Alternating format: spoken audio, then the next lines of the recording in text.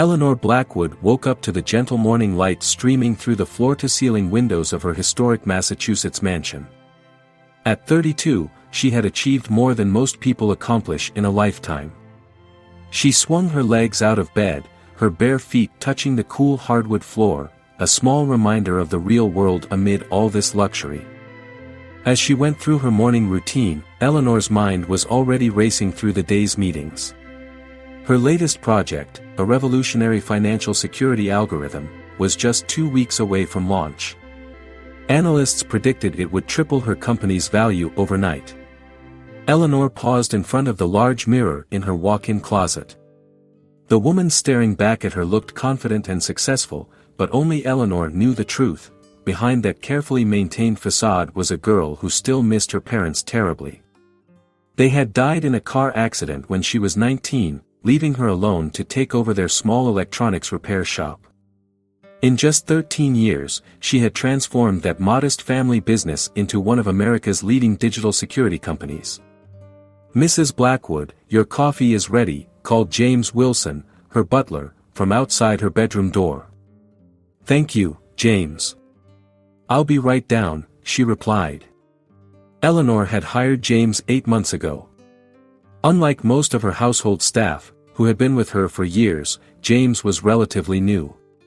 He was efficient, discreet, and treated her with genuine respect, qualities she valued highly.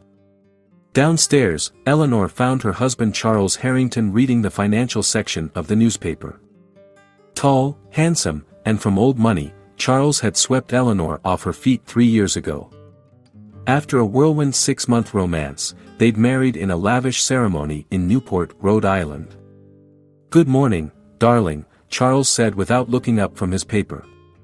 "Don't forget we have the Henderson Charity Gala tonight." Eleanor sighed internally. Another evening of schmoozing with Charles's wealthy friends when she should be finalizing her algorithm. "Of course, I remembered," she lied smoothly. "Good. And wear that blue dress I like, the one that makes you look less corporate," he added, finally looking up at her with that charming smile that no longer quite reached his eyes. Eleanor nodded, ignoring the small dig. Charles had always been subtly critical of her work attire, preferring when she looked more appropriate for his social circle. Later that evening, their mansion buzzed with activity as staff prepared for the pre-gala cocktail hour Charles had insisted on hosting. Eleanor was in her office, trying to squeeze in some last-minute work when James knocked softly. "Mrs. Blackwood, the first guests will arrive in 20 minutes, he informed her. "Thank you, James. I'll be ready," she replied, reluctantly saving her work. The gathering was in full swing when Eleanor descended the grand staircase in the requested blue dress. Charles immediately appeared at her side, slipping a possessive arm around her waist. "There you are. Senator Williams was just asking about you," Charles guided her through the crowd. As the evening progressed, Eleanor noticed how Charles kept steering conversations away from her work whenever anyone asked. "Eleanor's little tech project is coming along," he'd say dismissively. "But enough about that boring stuff." The real tension came when James accidentally spilled a drop of champagne while serving the senator. It was barely noticeable, but Charles seized the opportunity. "Really, man, can't you do anything right?" Charles hissed loudly enough for nearby guests to hear. "This is why you can't find employment with any decent family in Boston." Eleanor saw James's face flush with embarrassment. "Charles, it was just a drop," Eleanor intervened. "James, would you please bring another round for everyone?" "Yes, Mrs. Blackwood," James replied gratefully. Charles's smile tightened. "You really shouldn't undermine me in front of the staff, darling," he whispered in her ear, still smiling for their guests. After the last guest departed, Eleanor found herself alone on the mansion's expansive terrace. She stared out at the manicured gardens, feeling strangely empty despite all she had accomplished. On paper, her life was perfect: successful business, gorgeous home, handsome husband. So why did she feel this persistent unease? Why did she sometimes catch Charles looking at her with calculation rather than love? Eleanor shivered in the cool night air. Tomorrow Charles would leave for another business trip, 3 blessed days when she could focus entirely on her work without his constant social demands. 3 days to finalize the algorithm that would change the financial world forever. Little did she know that in less than 24 hours, her perfectly constructed world would shatter completely. The next morning, Eleanor stood in the mansion's circular driveway, watching as Charles loaded his luggage into his Bentley. "It's just a 3-day conference in Chicago," he said, checking his watch impatiently. "I'll call you tonight from the hotel." "Have a safe trip," Eleanor replied, accepting his quick, perfunctory kiss on her cheek. As the car disappeared down the long driveway, Eleanor felt a weight lift from her shoulders. 3 days of peace. 3 days to focus entirely on finalizing her algorithm before its launch. Back in her home office, Eleanor lost herself in lines of code, refining the security features that would revolutionize how banks detected fraudulent activity. Hours passed unnoticed until a hesitant knock interrupted her concentration. "Come in," she called, not looking up from her computer. The door opened slowly to reveal James, his normally composed face unusually pale. "Mrs. Blackwood, may I speak with you privately?" Something in his tone made Eleanor look up. "Of course, James. Is everything all right?" James stepped inside and carefully closed the door behind him. He glanced nervously at the windows, then back at Eleanor. "I need to check something first, ma'am." He walked over to the adjoining bathroom and checked inside, then verified the balcony door was locked. "James, what's going on?" Eleanor asked, now genuinely concerned. He stood stiffly before her desk. "Mrs. Blackwood, I wouldn't be telling you this if I wasn't absolutely certain." He took a deep breath. "I believe your life is in danger. Your husband is planning to kill you." Eleanor stared at him, certain she had misheard. "What did you just say?" "Your husband is planning to murder you, ma'am," James repeated, his voice barely above a whisper. "I found evidence while cleaning his private office yesterday." Eleanor laughed nervously. "That's absurd. Charles may be controlling sometimes, but he's not a murderer." "Please, Mrs. Blackwood," James urged, "just look at what I found." From inside his jacket, he pulled out several photographs and laid them on her desk. "I discovered a hidden compartment in Mr. Harrington's desk while dusting. Inside was this agenda with notes about your algorithm launch and payments to someone named Vincent Reeves." Eleanor examined the photographs showing pages of what was unmistakably Charles's handwriting. There were dates, amounts, and cryptic notes. The final entry, dated 3 days after her algorithm launch, simply read, "EB, car accident, completed." This could mean anything, Eleanor stammered, though a cold feeling was spreading through her chest. "There's more," James said, placing additional papers before her. "Printouts of emails between Mr. Harrington and his lawyers discussing how he would inherit control of your company if you died before signing the updated corporate structure documents next month." Eleanor's hands trembled as she sifted through the evidence. "This is crazy. There must be some explanation." "I wish there was, ma'am," James said quietly. He hesitated before placing one final photograph on her desk. This was taken 2 days ago, when Mr. Harrington was supposedly at his conference in Chicago. The photo showed Charles in an intimate embrace with a young blonde woman outside an upscale restaurant. Eleanor recognized her immediately, Jessica Mercer, an executive at her company's main competitor. The date stamp confirmed it was from the day before, when Charles had claimed to be preparing for his Chicago trip. Eleanor felt her knees weaken, and she gripped the edge of her desk for support. "How did you get this?" "I've been suspicious of Mr. Harrington's behavior for weeks, ma'am." "My sister." James paused, emotion briefly crossing his face. "My sister was killed in similar circumstances 3 years ago. Her wealthy husband arranged an accident after discovering she would inherit a substantial family estate. I've been watching for the signs ever since." James quickly brought her a glass of water as Eleanor sank into her chair, mind racing. "We need to call the police," she said, reaching for her phone. "With respect, ma'am, that would be dangerous right now," James cautioned. "We have photographs and suspicions, but no concrete proof that would stand up against Mr. Harrington's lawyers. If we alert him that you know, it might accelerate his timeline." "So what do you suggest?" Eleanor asked, feeling trapped in her own home. "You need to gather more evidence without alerting Mr. Harrington. If you confront him now, it will only put you in immediate danger." Eleanor stared at the photograph of Charles and Jessica, the betrayal cutting deep. "If what you're saying is true, I have less than 2 weeks before he tries to." She couldn't finish the sentence. "Yes, ma'am," James said gravely. "And I believe we have only 24 hours to develop a plan before Mr. Harrington returns." Eleanor looked up at James, her world crumbling around her. "Why are you helping me?" "Because no one helped my sister when she needed it most," he answered simply. The quiet afternoon suddenly felt ominous as Eleanor realized the luxury surrounding her had become a beautiful cage, and her husband was planning to make it her tomb. Have you ever had your life turned upside down by a shocking revelation?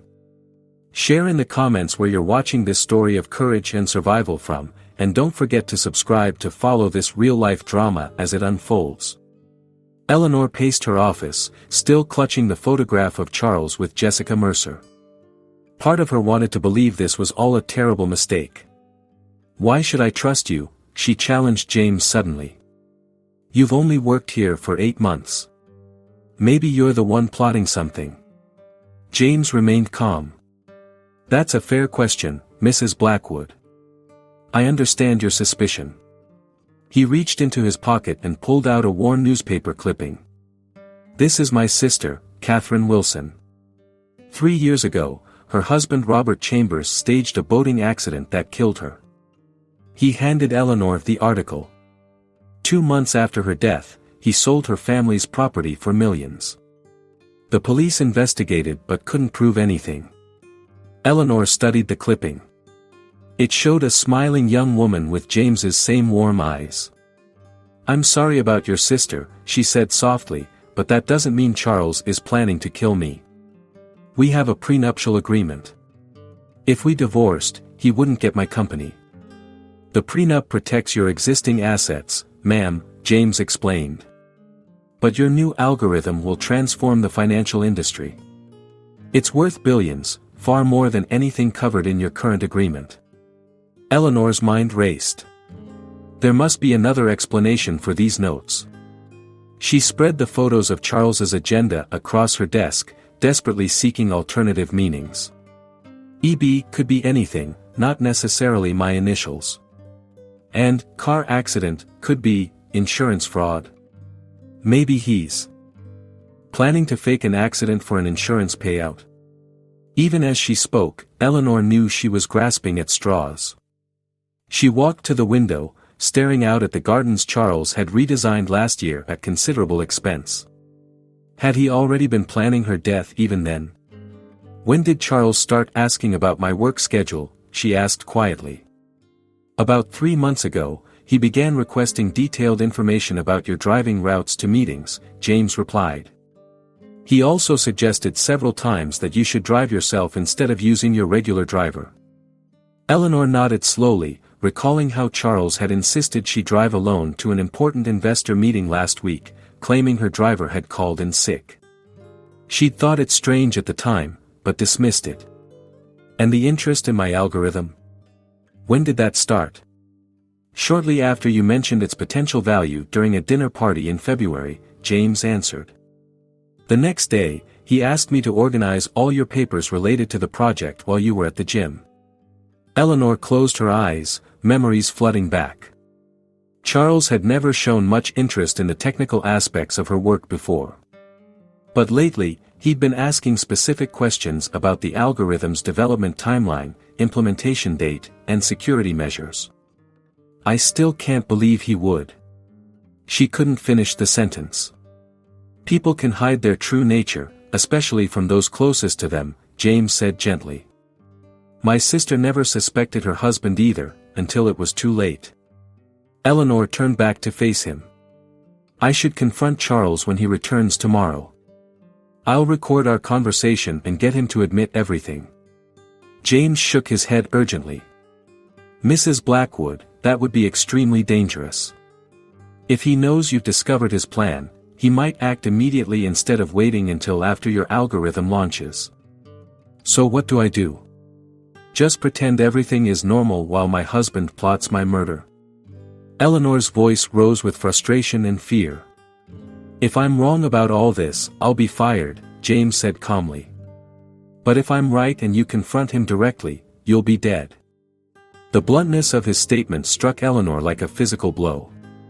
This was real. This was happening. We need to investigate further before he returns, James continued. We need allies, people with resources who aren't connected to Mr. Harrington. Eleanor sank into her chair, mind racing. Who could she trust with something this serious? Most of her close friends were connected to Charles through social circles. Her company's legal team had been selected with Charles's input. I can't go to the police with just these photos, she murmured.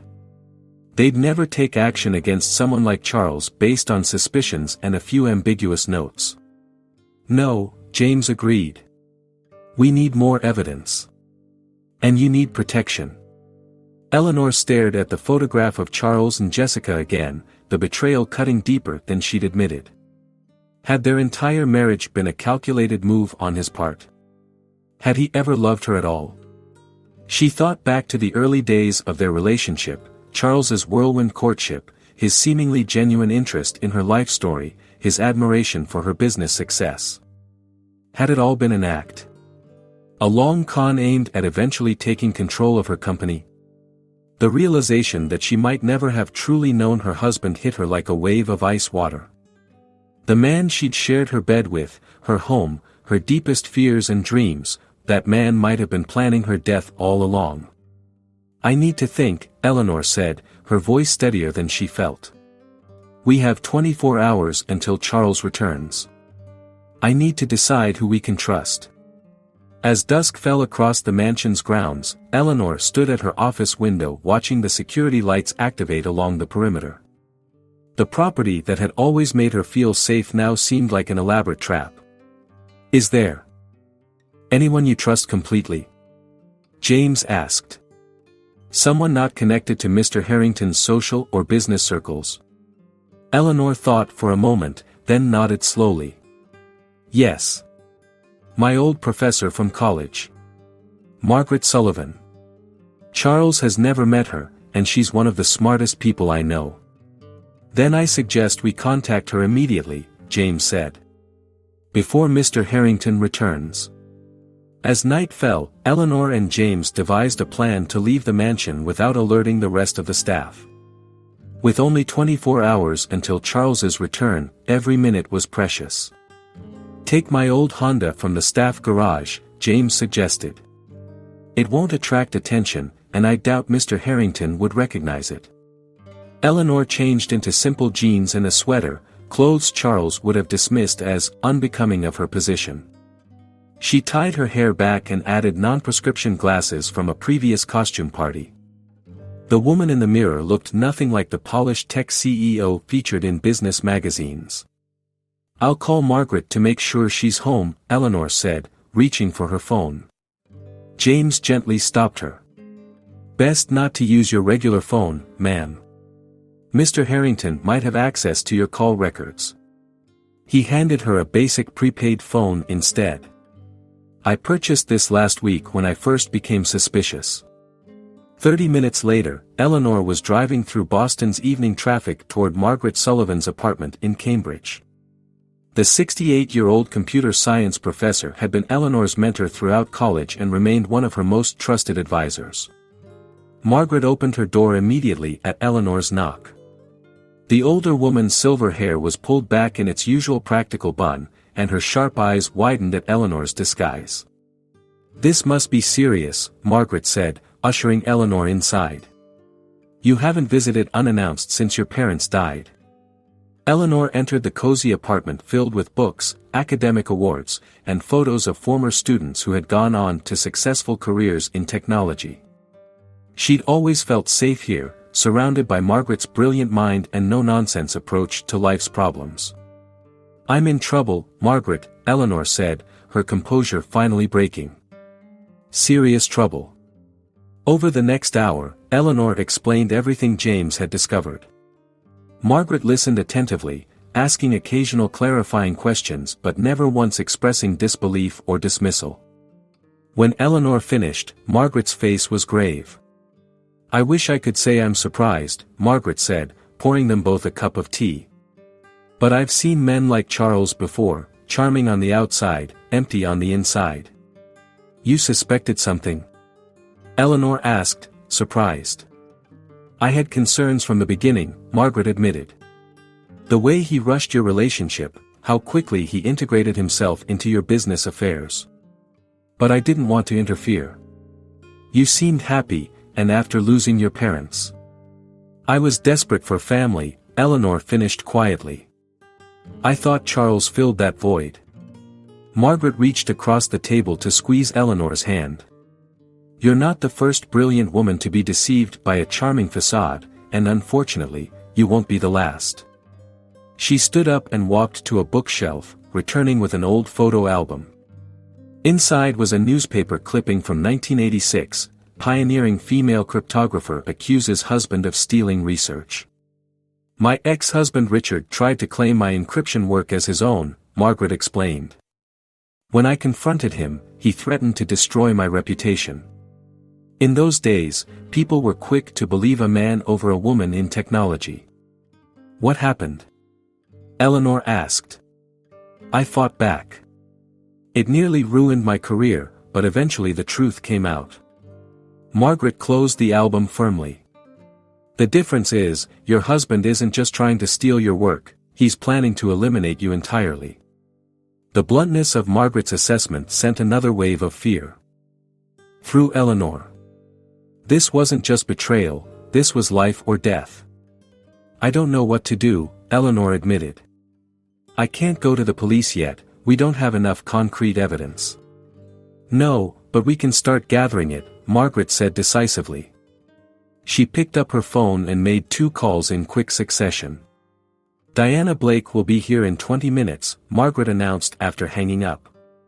"She's a brilliant attorney specializing in asset protection.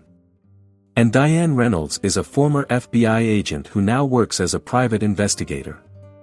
Both women are completely trustworthy and have no connections to Charles's social circles." "Thank you," Eleanor said, relief washing over her at not having to face this alone. "While we wait, let me show you something," Margaret said, leading Eleanor to her home office. From a drawer, she removed a small device barely larger than a button. "I developed this recording device for a government contract years ago. It's practically undetectable and transmits to a secure server." She placed it in Eleanor's palm. "Wear this tomorrow. Whatever Charles says or does, we'll have evidence." Eleanor closed her fingers around the tiny device. "I built a security company, but I never imagined I'd need to use my own technology to protect myself from my husband." "The truth can be painful," Margaret said gently, "but it's less dangerous than denial.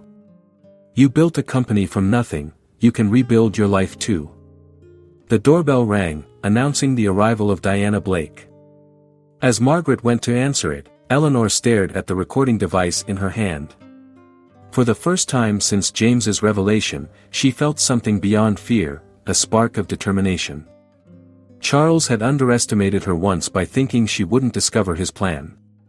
He wouldn't get the chance to underestimate her again. Eleanor returned to her mansion early the next morning, her mind focused after a night of planning with Margaret, Diana, and Diane. The attorney and investigator had quickly grasped the severity of the situation and offered practical advice rather than empty reassurances. "We need hard evidence," Diane had emphasized. "And we need it fast." James was waiting anxiously by the staff entrance. "Any staff who might report to Mr. Harrington are busy with inventory in the East Wing," he whispered as he ushered Eleanor inside. We have about 2 hours before they finish. That should be enough time, Eleanor replied, her voice steadier than it had been yesterday.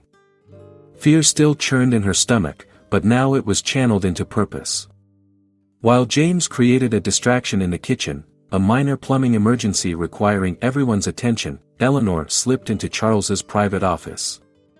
Unlike her workspace filled with technology and personal touches, his office was a calculated display of old money and power, leather-bound books he'd never read, hunting trophies from animals he'd never shot, and family heirlooms from a lineage he rarely discussed. Eleanor sat at Charles's computer and began her search. The password was easily bypassed. Charles had always underestimated her technical skills, never bothering to hide that he used the same password for everything, their wedding date followed by his mother's maiden name. What she found confirmed her worst fears and revealed that the conspiracy was even more extensive than she'd imagined. Hidden in encrypted folders were detailed communications between Charles and Jessica Mercer dating back over a year. They weren't just having an affair, they were partners in a scheme to take control of Eleanor's company and sell her algorithm to a shadowy international consortium. They're planning to compromise financial data for millions of people, Eleanor whispered in horror as she read their emails. Her security algorithm, designed to protect people from fraud, would be twisted into a tool for massive-scale theft. She downloaded everything onto a secure drive provided by James as she paced the small room. She's bringing updates on Charles's movements. James nodded, drawing the curtains closed. I should return to the mansion soon. If I'm not there when Mr. Harrington returns, he'll become suspicious. Is that safe for you? Eleanor asked, suddenly concerned for the butler who had risked everything to warn her. Safer than for you, ma'am, James replied with a slight smile. Mr. Harrington barely notices me unless he needs something. When Diane Reynolds arrived, the former FBI agent's expression was grim. She spread surveillance photos across the hotel desk. Vincent Reeves has been tracking your movements for weeks, she explained, pointing to images of a nondescript man with military short hair. Here's Vincent at your gym, your favorite coffee shop, even outside your company headquarters. Eleanor studied the photos in horror, recognizing locations she frequented regularly. He's been studying my routine. Exactly, Diane confirmed. Preparing for what would look like an accidental encounter or a random crime. What about Charles? Eleanor asked. Diane pulled out her tablet. He's maintaining the perfect concerned husband act. Called the police to report you missing as soon as he arrived home and found you gone.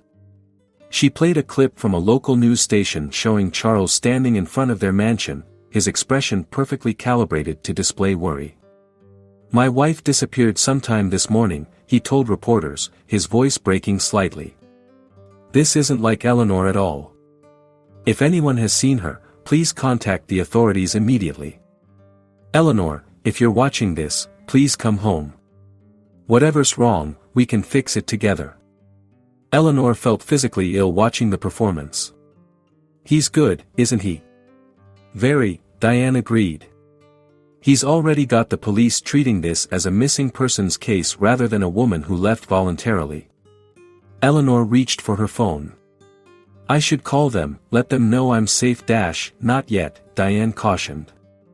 The moment you're officially found, you lose the advantage of Charles not knowing where you are or what you know. Eleanor sighed in frustration. So what do we do now? We follow the money, Diane replied. That's where men like Charles always leave tracks.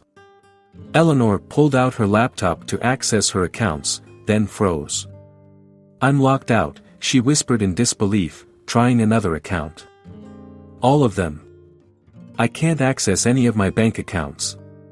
He's frozen your assets, Diane said grimly. Probably using those forged documents you found. How is this possible? Eleanor demanded. I built my company from nothing. I earned every penny. Men like Charles know how to exploit legal loopholes, Diane explained. He's not stealing your money, yet. He's just making it inaccessible to force you to come out of hiding or use traceable cards. Eleanor felt a wave of panic. Without access to her accounts, she was suddenly vulnerable in ways she hadn't been since she was a struggling student. "I do have one account he doesn't know about," she said after a moment. "I opened it before we met and never mentioned it to him. It doesn't have much, maybe enough for a few weeks." Diane nodded approvingly. "Good. Use only that account, and only through cash withdrawals from ATMs not near your regular haunts." Eleanor's phone buzzed with a message from James, CH home. Acting distraught. Police taking statements from staff. Called your assistant V multiple times. "Valerie," Eleanor murmured. "My personal assistant.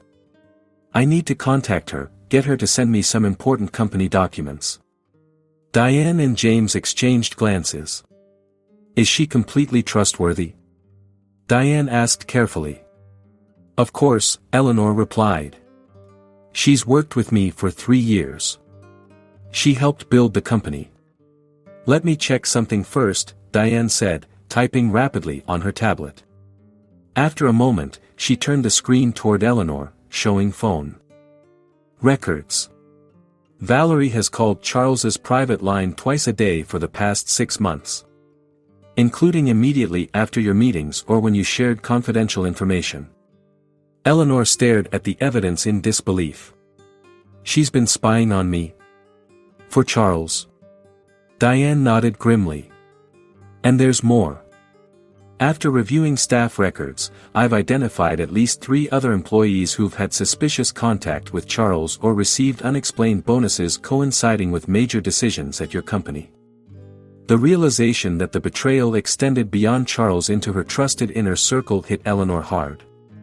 She'd built what she thought was a loyal team, but Charles had been systematically corrupting it from within.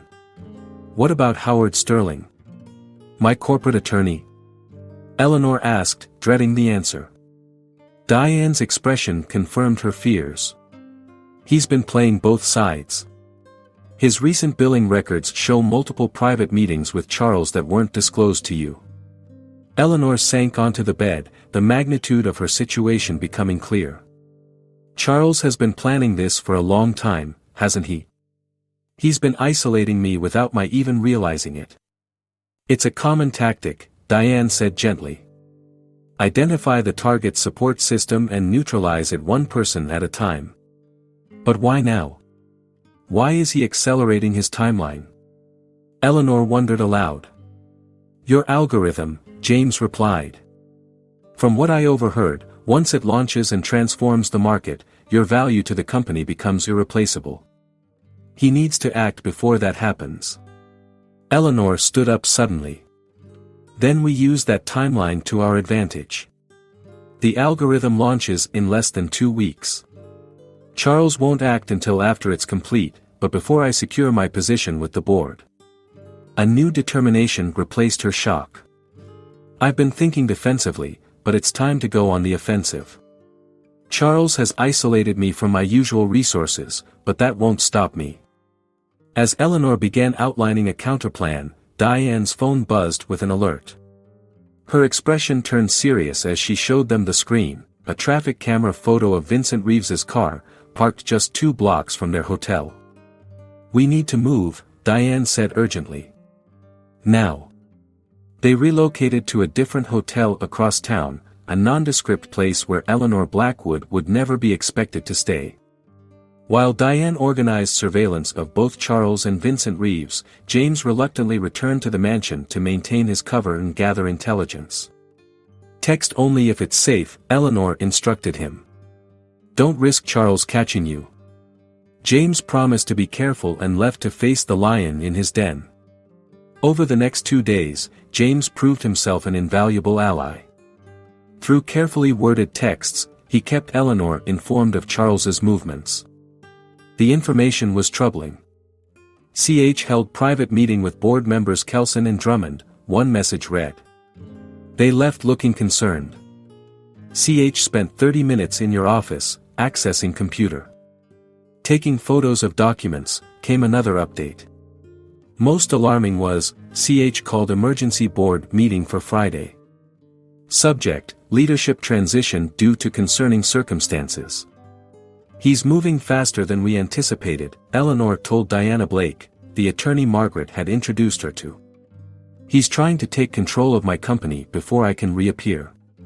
Diana nodded grimly. It's a smart play. If he can convince the board you're unstable or missing, they might grant him temporary control. Once he has that, he won't need to kill me, Eleanor finished. He'll just need to keep me discredited. Through Margaret's secure communication channel, James arranged to place the recording device she had provided in Charles's home office. It was a dangerous move, but it paid off. The recordings captured Charles and Jessica discussing their plans in explicit detail. Once the board grants me emergency powers, we'll have legal access to the algorithm, Charles said in one recording. Your company can review it before we finalize our arrangement with the overseas buyers. And Eleanor? Jessica asked. Still missing, poor thing, Charles replied with mock concern. By the time she resurfaces, if she ever does, her credibility will be destroyed. No one wants a CEO who disappears during a mental breakdown. Hearing them discuss her as if she were already defeated filled Eleanor with cold rage. But it was nothing compared to what she felt when James sent his most disturbing message yet. Valerie has been searching your personal files. Found photo album from college. Showed picture of you with older woman, Professor. Eleanor immediately called Margaret. Charles knows about you. Valerie showed him an old photo of us. Don't worry about me, Margaret assured her. I've dealt with worse than Charles Harrington. But Eleanor wasn't taking chances. She arranged for Margaret to stay with Diana until the situation was resolved. Meanwhile, Howard Sterling, her supposedly loyal corporate attorney, had been calling Eleanor's emergency contacts, claiming concern while subtly suggesting she might be under significant stress and making irrational decisions. The groundwork for declaring her mentally unfit was being carefully laid. We need to talk to someone still inside the company, Eleanor insisted. Someone Charles hasn't gotten to yet. Diane conducted careful background checks on Eleanor's executive team. Most showed suspicious connections to Charles, but her technical director, Raj Patel, appeared clean. He's been with me from the beginning, Eleanor said. Charles never liked him because Raj wouldn't laugh at his jokes or play golf. Using an encrypted messaging service, Eleanor contacted Raj, asking for a secure meeting. His response was immediate, name the place. I never trusted that husband of yours. They met in a quiet corner of the Boston Public Library. When Raj saw Eleanor, he hugged her tightly. Everyone's saying you had some kind of breakdown, he said. I knew it was garbage. Eleanor quickly explained the situation. Raj wasn't surprised. Charles has been meeting with the board individually, he confirmed. Spinning some story about you being unstable, needing time away from pressure. He suggested the algorithm launch needs steady leadership, meaning him. What about the development team? Eleanor asked anxiously. They're loyal to you, Raj assured her. I've kept them focused on finishing the algorithm as you designed it. Charles can schmooze the board, but he doesn't understand the technology enough to interfere with the actual work. This was the first good news Eleanor had received in days. I need you to do something for me, Raj. Something risky. Name it, he said without hesitation. I need copies of all communication between Charles and the board. And I need you to add a small modification to the algorithm, a signature that proves it's my work, something only I would recognize. Consider it done, Raj promised. As they finished their meeting, Eleanor noticed a man enter the library and scan the room, Vincent Reeves. Somehow, he'd tracked them. Don't look now, but we need to leave immediately, she whispered to Raj. Back exit. They quietly made their way toward the rear of the library. Just as they reached the door, Eleanor glanced back and froze. Vincent was speaking with a security guard and pointing in their direction. He spotted us, she whispered. They pushed through the exit into an alley, walking quickly without running, which would draw attention. "My car is 2 blocks east," Raj said. They turned the corner and nearly collided with James, who pulled them quickly into a doorway. "I've been following Mr. Reeves," he explained breathlessly. "He traced Dr. Patel's car here." The sound of footsteps approaching made them all tense. "This way," James urged, leading them through a service entrance of a restaurant and out another exit that opened onto a busy street. They blended into the crowd just as Vincent emerged from the alley, scanning pedestrians with practiced efficiency. "That was too close," Eleanor gasped, and they reached Raj's car several blocks away. "He almost had us." The near capture confirmed what Eleanor already knew: Charles had hired a professional who wouldn't stop until he found her. The game they were playing had potentially fatal consequences. Later that evening, in her third hotel room of the week, Eleanor stared out the window at the city lights, thinking of everything she'd lost and everything still at stake. "When we discover that people we trusted might be betraying us, the world feels like it's falling apart," she whispered to herself. "But sometimes, that's when we find out who our true allies really are. When discovering that people we trusted might be betraying us, the world feels like it's falling apart." Have you ever had to rebuild your trust after a devastating betrayal? Subscribe now to continue following this journey of courage and rebirth, and don't miss any moment of this extraordinary story of overcoming. For days into hiding, Eleanor received an unexpected message from James. "Victoria Harrington requests meeting. Says urgent. Claims wants to help." Eleanor stared at the text in disbelief. Victoria Harrington was Charles's mother, a seemingly frail, distant woman in her 70s who had always been polite but reserved toward Eleanor. In their few interactions, Victoria had appeared completely under her son's influence. "It must be a trap," Eleanor told Diane when she showed her the message. "Charles is using his mother to draw me out." "Possibly," Diane agreed. "But let's not dismiss it entirely. Family dynamics can be complicated." "What do you mean?" "Sometimes people close to predators like Charles know more than they let on," Diane explained. "They may have been silenced by fear or manipulation. After careful consideration, they arranged a meeting with extensive precautions. Diane set up multiple surveillance points and escape routes at the Boston Botanical Garden, a public place where they could speak privately while remaining in view of others. Eleanor arrived first, wearing a simple disguise, a baseball cap and sunglasses. She sat on a bench near the rose garden, her heart pounding as she watched Victoria approach slowly with a cane. The elderly woman looked around carefully before sitting beside Eleanor. Up close, Victoria's appearance surprised Eleanor. Her eyes were sharp and alert, not vacant as Eleanor remembered. "Thank you for meeting me," Victoria said quietly. "I know you have every reason to distrust me. Why did you want to see me?" Eleanor asked directly. Victoria's hands trembled slightly as she gripped her cane. "Because my son is going to kill you, just like he killed Rebecca." The statement hit Eleanor like a physical blow. "Rebecca? His first wife?" Victoria nodded grimly. The official story was a yachting accident. Charles was supposedly below deck when she fell overboard in rough waters. Her voice hardened. "There were no rough waters that day. I checked the weather reports afterward." "You think Charles murdered his first wife?" Eleanor whispered, horrified. "I don't think it. I know it," Victoria replied. Rebecca discovered Charles had been embezzling from her family's foundation. She confronted him, told him she wanted a divorce. 2 days later, she was dead. "Why didn't you go to the police?" Eleanor demanded. Pain flashed across Victoria's face. "I had no proof, only suspicions. And I was weaker then. After George, my husband, died, Charles convinced me I was becoming senile. He controlled my medication, my finances, my social contacts. By the time I realized what was happening, it was too late for Rebecca." Victoria leaned closer.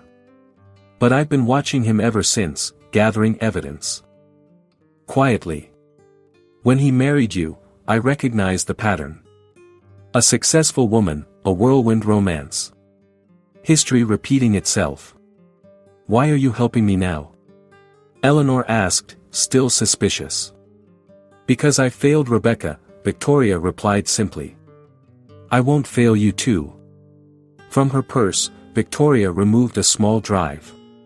Charles doesn't know I can access the security system in our family home. I've recorded conversations between him and that woman, Jessica. And phone calls with someone named Vincent. Eleanor accepted the drive with shaking hands. Charles always portrayed you as fragile, almost senile. Victoria gave a bitter smile. He's always underestimated women, especially older ones. It's his greatest weakness. As they talked, Eleanor realized Victoria was far from the frail, dependent woman Charles had described. Behind her quiet exterior was a sharp mind and fierce determination. There's something else you should know, Victoria continued. Charles doesn't have as much money as he pretends. Most of the Harrington fortune is in trusts I control. He depends on my monthly allowances more than anyone realizes. Eleanor's mind raced with the implications. So if you cut him off financially, he loses his power, Victoria finished. I've already spoken with the family attorneys. As of this morning, Charles's access to the Harrington trusts has been frozen pending an audit. He'll be furious, Eleanor warned. Let him be, Victoria said calmly. I'm no longer afraid of my son. As they prepared to part ways, Victoria gripped Eleanor's hand tightly. One more thing. This man Vincent, he's the same one who was around when Rebecca died. Charles introduced him as a sailing instructor back then. This connection sent a chill through Eleanor. Not only was Charles planning to kill her, but he was using the same accomplice from his previous murder. Diane, who had been monitoring from a distance, approached as Victoria departed. Well, she asked. We have another ally, Eleanor replied, watching Victoria's dignified figure disappear down the garden path. And Charles has lost access to his financial resources. Back at the safe house, Eleanor shared Victoria's revelations with her team. The drive contained damning evidence, recordings of Charles discussing how to make Eleanor's death appear accidental and how to divide her company's assets afterward. This is exactly what we needed, Diana said, reviewing the recordings. Combined with what James has gathered and Raj's documentation of board manipulation, we're building a strong case. Eleanor's phone buzzed with an urgent message from Raj. Emergency board meeting moved up. Tomorrow at 2 p.m. Charles telling everyone it's about stabilizing leadership during your absence. He's accelerating his timeline, Eleanor realized. With his mother cutting off his funds, he's desperate. Good, Margaret said firmly. Desperate people make mistakes. Eleanor nodded, a plan forming in her mind. Then we need to push him to make a big one. That evening, she drafted a carefully worded email to Charles, suggesting she was ready to discuss their situation. Perhaps we can find a solution that works for both of us, she wrote. I'm willing to sign over more control of the company if you'll agree to a peaceful resolution. The bait was set, an offer too tempting for Charles to resist.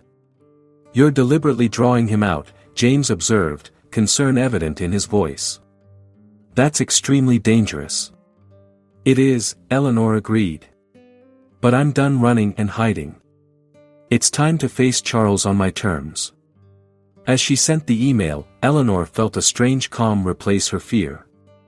The pieces were aligning, and for the first time since James's warning, she saw a path forward, risky, but possible. He'll want to meet somewhere private, Diane predicted. Somewhere he thinks he controls. I know exactly where that will be, Eleanor replied. My office at the company headquarters. The scene of his greatest triumph, or so he'll think. The safe house became a war room as Eleanor gathered her unlikely allies. Margaret, Diana, Diane, James, Raj, and now Victoria, each brought unique skills to the table. On a digital whiteboard, Eleanor mapped out their strategy. Charles responded to my email, she told the group. As expected, he wants to meet at my office tomorrow evening, after hours. He suggested we talk things through like adults. It's the perfect location from his perspective, Diane noted. Private, controlled access, and the scene of his planned corporate takeover. And he'll expect you to be emotional, desperate, and alone, Margaret added. Not supported by a team of professionals who've documented his every move. Eleanor nodded. We'll use his assumptions against him. But this isn't just about surviving Charles's plot anymore. It's about stopping him permanently, ensuring he can never do this to anyone else. She outlined their multifaceted plan. First, using the evidence from Victoria's recordings and Raj's corporate documentation, Diana had prepared legal documents to completely remove Charles from Eleanor's company and personal assets. These restraining orders and financial injunctions will be filed the moment we have recorded proof of Charles's intentions, Diana explained. Meanwhile, Diane had coordinated with trusted police contacts, showing them enough evidence to position officers discreetly throughout the building during the meeting. They won't move until we have an explicit confession, Diane cautioned. But they'll be ready when we do. For Vincent Reeves, they had prepared a separate trap. Using Eleanor's security expertise and Raj's technical skills, they created a digital trail suggesting Eleanor was hiding at a remote cabin outside the city. Vincent will check it out while Charles is occupied with you, Raj explained.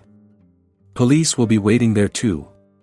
The most dangerous part of the plan fell to Eleanor herself. She would need to confront Charles directly and extract a confession while wearing Margaret's recording device. He'll try to manipulate you emotionally, Margaret warned. He knows your vulnerabilities, your insecurities.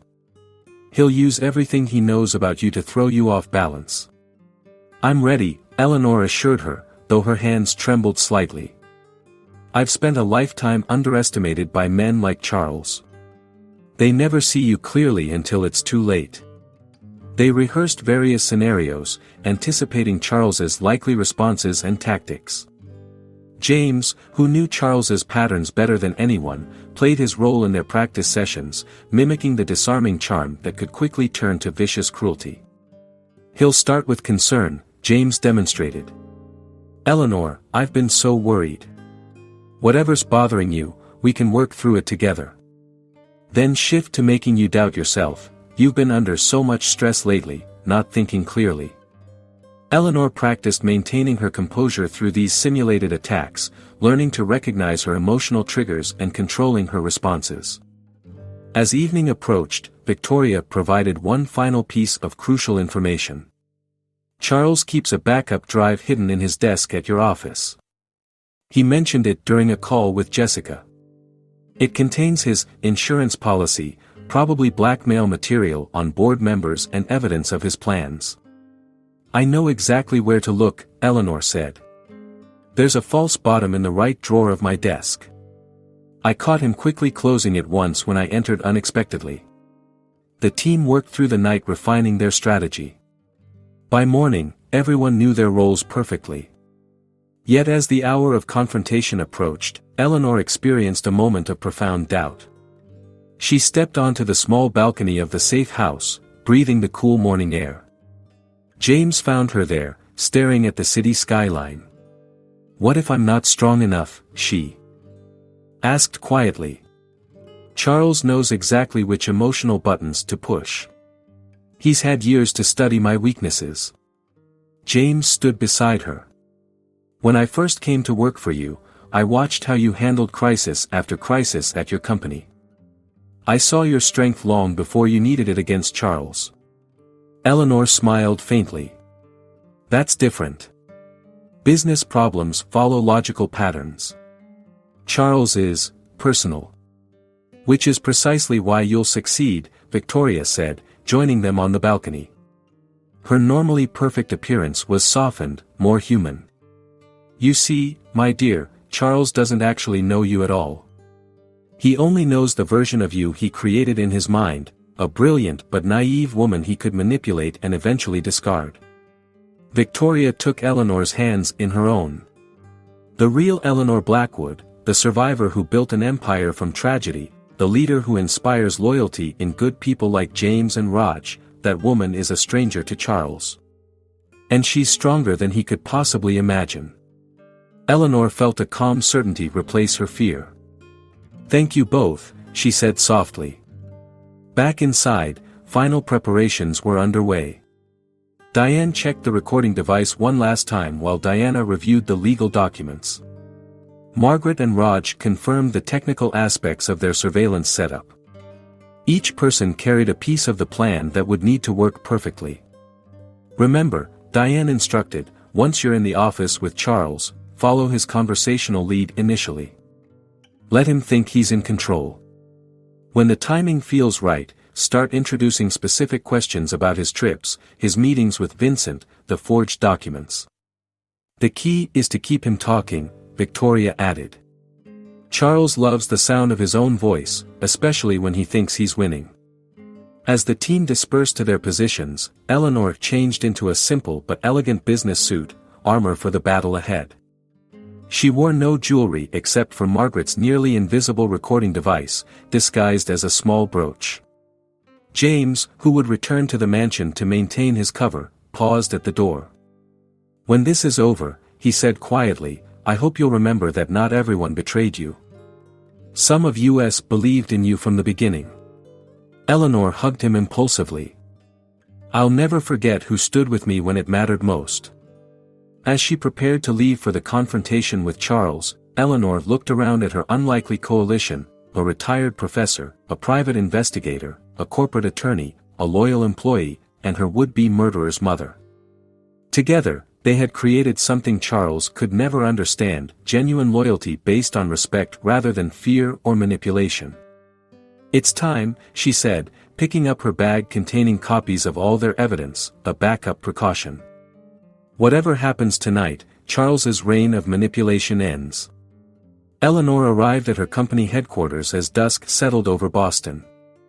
The building was nearly empty, with only security guards and a few late-working employees present.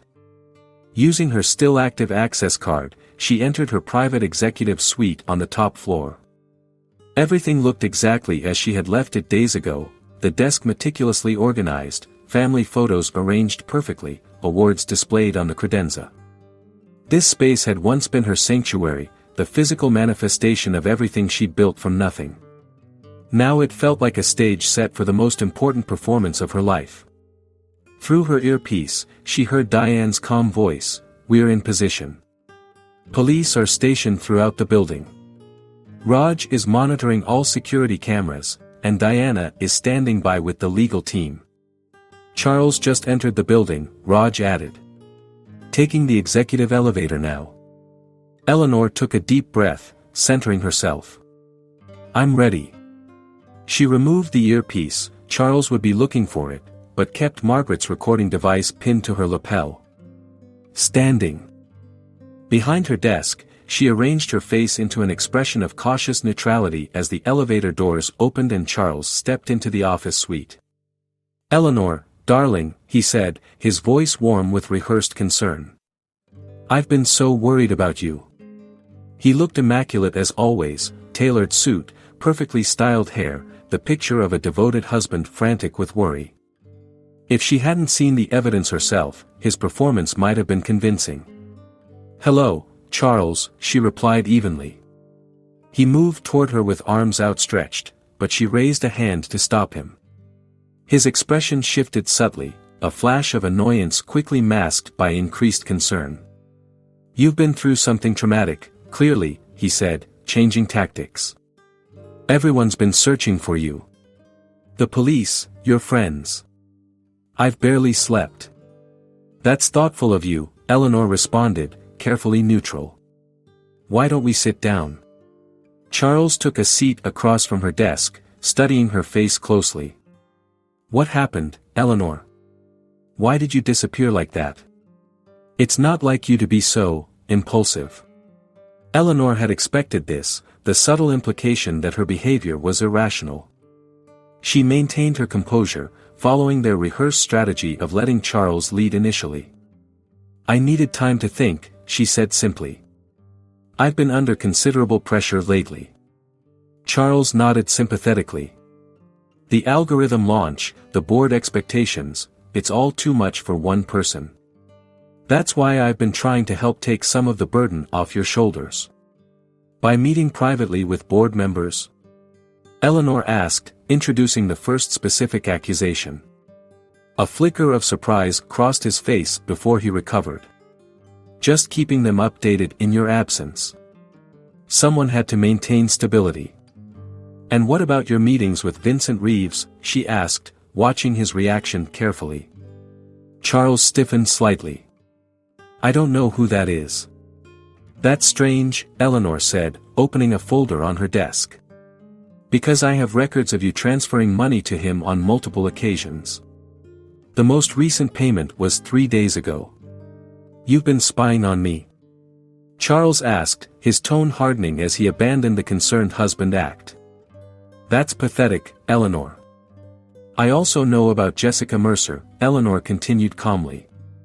"Your relationship with her goes beyond professional, doesn't it?" Charles laughed coldly. "So that's what this is about. You're jealous.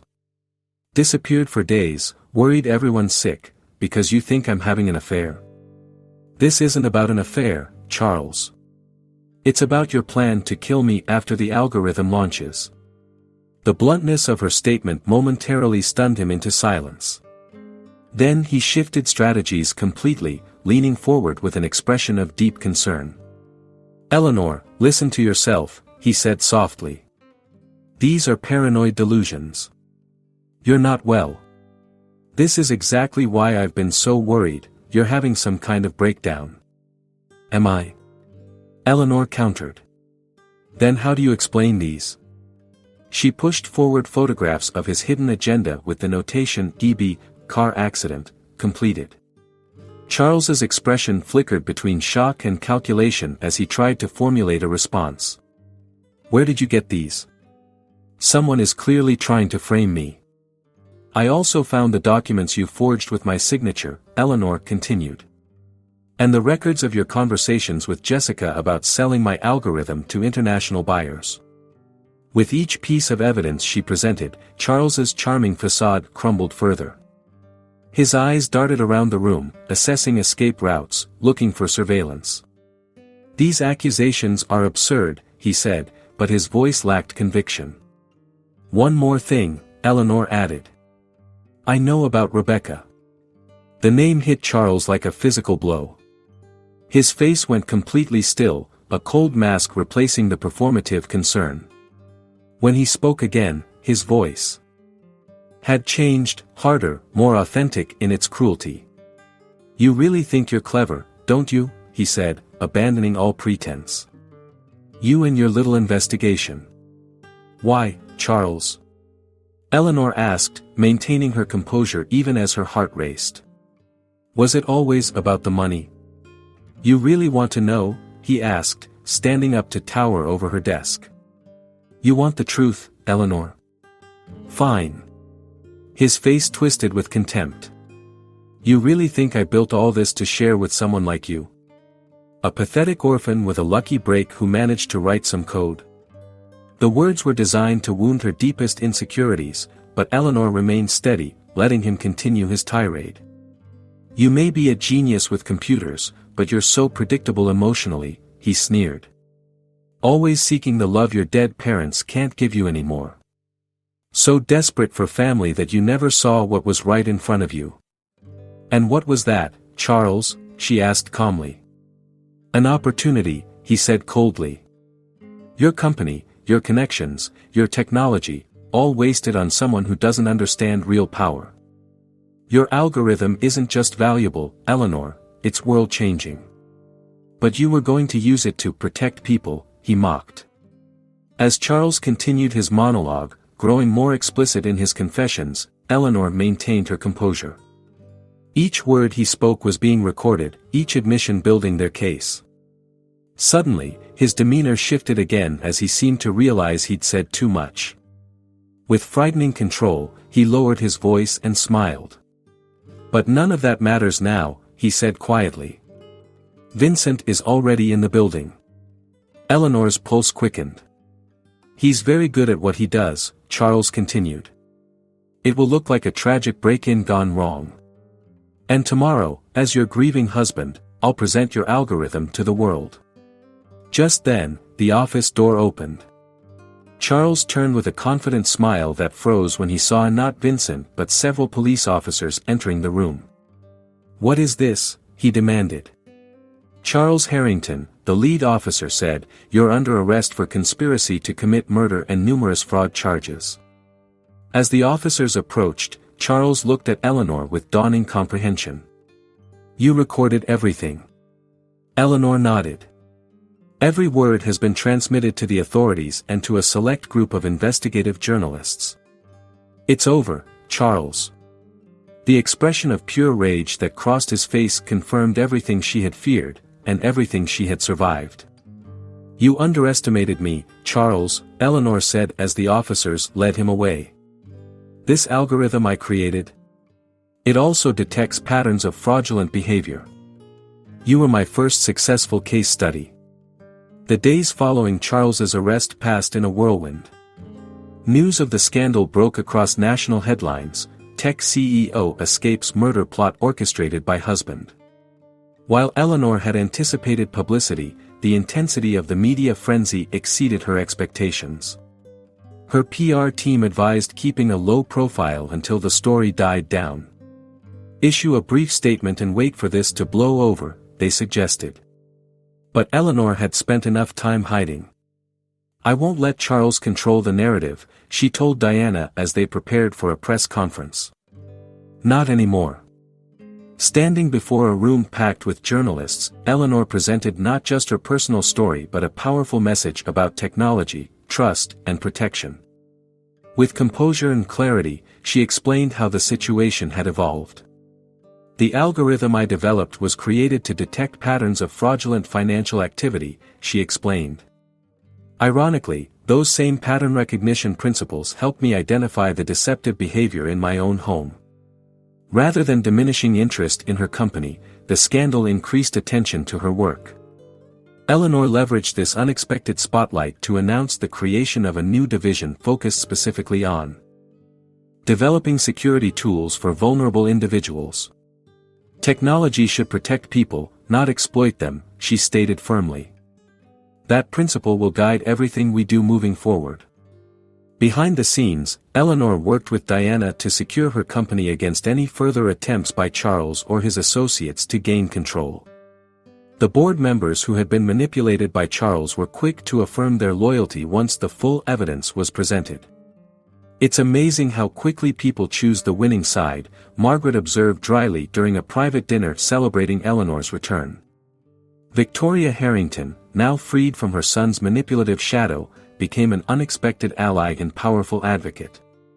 Using her considerable social influence, she opened doors to institutions that might otherwise have hesitated to partner with Eleanor after such public turmoil. "Charles always dismissed what he called my ladies' luncheons," Victoria told Eleanor with a sly smile. "But these little old ladies run half the charitable foundations in Boston and sit on boards of major financial institutions across the country." The two women, separated by nearly 4 decades in age, formed a genuine bond based on shared experience and determination. Victoria invested significantly in Eleanor's new security initiative, helping to establish it as a separate non-profit arm of the company. Eleanor's inbox filled with messages from women sharing similar experiences of economic abuse and manipulation. Some were young entrepreneurs like herself, but many came from older women who had lost everything to controlling partners in eras when such behavior was even more normalized. "I had no idea how common this was," Eleanor confided to Margaret as they sorted through the correspondence. "So many women have lived through versions of what Charles tried to do to me. The difference is, you had resources most women don't," Margaret pointed out. "Your story can help change that." James Wilson, whose warning had saved Eleanor's life, received well-deserved recognition for his courage. When Eleanor offered him a leadership position in the new security program, he accepted with characteristic modesty. "My sister would be proud," he said simply. Amid these professional victories, however, Eleanor faced deeper personal challenges. The trauma of Charles's betrayal left invisible wounds that didn't heal as quickly as her public image. Alone in her new apartment, she'd sold the mansion immediately after Charles's arrest. Eleanor often woke from nightmares where she hadn't escaped in time. The trust she had cautiously built after her parents' death had been shattered in the most intimate way possible. One rainy afternoon, she visited her parents' graves for the first time in years. Standing before their simple headstones, she allowed herself to fully feel the grief she'd been holding at bay through the crisis. "I'm sorry I stayed away so long," she whispered. "I think I was trying to prove I could build something so solid that I wouldn't need to miss you anymore." The rain mingled with her tears as years of suppressed emotion surfaced. Her parents had taught her about honest work and genuine connection before their sudden deaths. Somewhere along the way, in her determination to succeed, she'd lost sight of those values, making her vulnerable to someone like Charles. When Margaret found her there later, Eleanor was sitting calmly on a bench nearby. "How did you know where to find me?" Eleanor asked.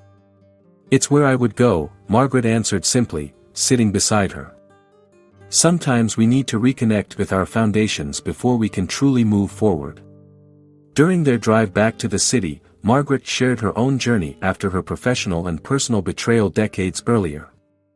"The difference between surviving and thriving is how you transform your pain into purpose," she advised. "I could have left technology after what happened with Richard. Many women did. Instead, I channeled that experience into mentoring students like you." Eleanor nodded thoughtfully. "I can't change what Charles did. But I can use what I learned to help others." In the following weeks, Eleanor began rebuilding her life with greater intentionality. She maintained her leadership of the company but delegated more responsibility to trusted team members like Raj, creating space for personal healing and new priorities. She established regular dinners with Margaret, Victoria, and other women who had supported her through the crisis, creating a community of mutual support that filled some of the void left by her broken marriage. Though many urged her to date again, "The best way to get over someone is to meet someone new," a well-meaning friend suggested, Eleanor recognized she needed time to rediscover herself first. "I rushed into a relationship with Charles partly to fill the emptiness after losing my parents," she admitted to Margaret. "I won't make that mistake again." Instead, she focused on reconnecting with what truly mattered to her, creating technology that protected rather than exploited, building genuine relationships based on mutual respect, and finding meaning beyond material success. As the darkness of winter gave way to early spring, Eleanor felt something unexpected beginning to stir within her, not just recovery from trauma, but the first tentative shoots of new growth. The woman who emerged from Charles's shadow was not the same person who had entered his orbit 3 years earlier. She was stronger now, more discerning, and infinitely wiser about both technology and human nature. 1 year after James first warned her about Charles's murderous plot, Eleanor stood before a crowd gathered for the grand opening of the Blackwood Center for Financial Security and Recovery. The non-profit organization, housed in a renovated historic building in downtown Boston, represented the fulfillment of the promise she had made to herself during her darkest days. Looking out at the diverse audience, corporate partners, domestic violence advocates, tech innovators, and survivors of financial abuse, Eleanor felt a profound sense of purpose. This was not just a professional milestone but the culmination of her personal journey. A year ago, she began, "I discovered that the person I trusted most was plotting to take everything from me, my company, my work, and ultimately my life." Her voice was steady, confident. "That experience taught me that security isn't just about sophisticated algorithms or corporate firewalls. It's about protecting real people from those who would exploit their trust." The Blackwood Center combined cutting-edge technology with practical support services. It offered financial literacy training, legal assistance, and technological tools specifically designed to help individuals escape and recover from economic abuse. The center's mission bridged Eleanor's technical expertise with the human understanding she had gained through her ordeal. Standing beside Eleanor on the stage was her remarkable team. James Wilson, now the center's director of training, had developed programs to help service providers recognize warning signs of financial exploitation. Margaret Sullivan directed educational initiatives, bringing her decades of experience to a new generation. Victoria Harrington, using her social connections, had secured partnerships with major financial institutions to implement Eleanor's protective algorithms. This center exists because of an unlikely coalition, Eleanor acknowledged. People from different generations and backgrounds who came together when it mattered most. The audience included many faces that had become dear to Eleanor over the past year, including Diane Reynolds and Diana Blake, whose professional skills had been crucial to stopping Charles. Raj Patel had brought his technical team to implement the center's digital infrastructure. Even Eleanor's former household staff had contributed, volunteering their time during the renovation. In the front row sat Evelyn Carter, a 92-year-old woman who had traveled across the country to attend the opening. After reading about Eleanor's story, Evelyn had written her a 10-page letter describing how, in 1952, her husband had stolen her inheritance and left her destitute with 2 small children. When Charles's trial began, Evelyn had surprised everyone by appearing in court each day, a silent witness to justice 7 decades delayed. Trust isn't the absence of doubt, Eleanor continued in her speech, making eye contact with Evelyn. It's the courage to connect despite knowing the risks. The same applies to our money, our hearts, and our lives. As she spoke, Eleanor reflected on how much had changed. Charles and Vincent were both serving lengthy prison sentences. The investigation triggered by their case had uncovered 3 other suspicious deaths connected to Vincent, bringing closure to other families. Jessica Mercer had accepted a plea deal in exchange for testimony, exposing the international crime syndicate that had sought to exploit Eleanor's algorithm. Professionally, Eleanor had restructured her company to reflect her evolved priorities. She remained CEO but had created a distributed leadership model that valued collaboration over hierarchy. The algorithm that Charles had coveted was now helping financial institutions protect vulnerable customers worldwide. Her personal transformation had been equally profound. The nightmares had gradually subsided. She had sold all the luxury items Charles had given her, donating the proceeds to domestic violence shelters. Her new home was modest but filled with meaningful objects and photographs of the people she truly cared about. Most surprisingly, Eleanor had found unexpected joy in mentoring young women entrepreneurs, particularly those from backgrounds similar to her own. She had established a scholarship fund for orphan teens interested in technology, honoring her parents' memory in a way that felt genuinely healing. The greatest lesson I've learned, Eleanor told the audience, is that true security comes not from isolation or wealth, but from authentic connection with others who share your values. After the ceremony, a small celebration was held for those closest to the project. As conversations flowed around her, Eleanor stepped outside for a moment of quiet reflection. Victoria joined her on the balcony overlooking the city. "You've created something remarkable," Victoria said softly. "Something that will help others long after we're gone." Eleanor smiled. "We created it together." Charles never understood the power of genuine collaboration, Victoria mused. He saw relationships only as transactions, people only as tools. "I almost fell into that same pattern," Eleanor admitted. "Success can be isolating if you let it." When they rejoined the gathering, Eleanor found herself speaking with Evelyn, who held her hands tightly. 70 years ago, no one believed me," the elderly woman said, her eyes bright with unshed tears. "Today, because of you, thousands of women are being heard and saved. This isn't just a victory for you, dear. It's a victory for all of us." Later that evening, as the last guests departed, Eleanor walked through the quiet rooms of the center. Each space represented a different aspect of the support they would provide: technological, legal, emotional, financial. The building embodied the integration she had found in her own life: bringing together the brilliant coder she had always been with the wiser, more compassionate woman she had become. As she turned off the lights, Eleanor remembered James's warning exactly 1 year before. The terror of that moment had transformed into something powerful and meaningful, not just personal safety, but a mission that would protect countless others.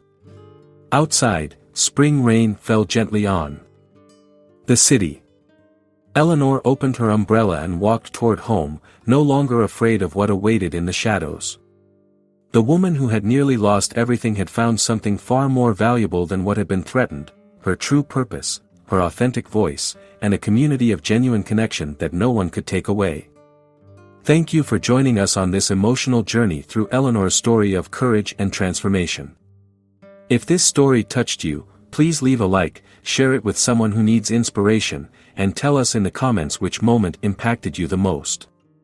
Your support helps us continue bringing these powerful stories of resilience to our community.